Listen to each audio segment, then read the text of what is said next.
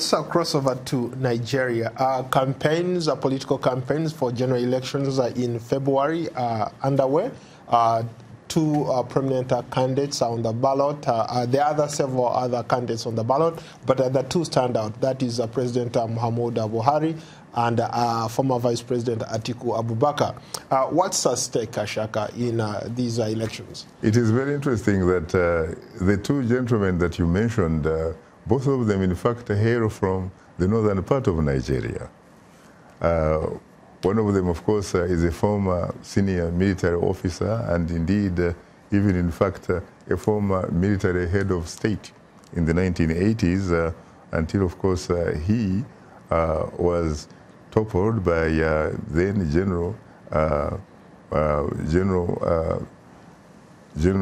Babangida, Ibrahim Badamasi Babangida, with his colleague General Sani Abacha at that time, even though ironically they are also the ones who had actually initially carried out a coup that helped Muhammadu Buhari become the military head of state at that time.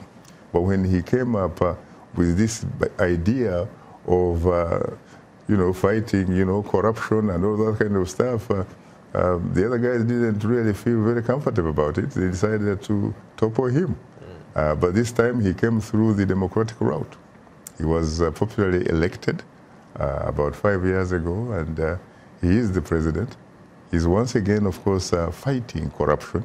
When you talk about corruption, by the way, Paul, the audience should be aware that when you talk about corruption in Nigeria, you're talking about malevolent corruption. It's not benign. It's malevolent. And frankly, you need to have a guy like Muhammadu Buhari in order to make sure that he can help put Nigeria really on track.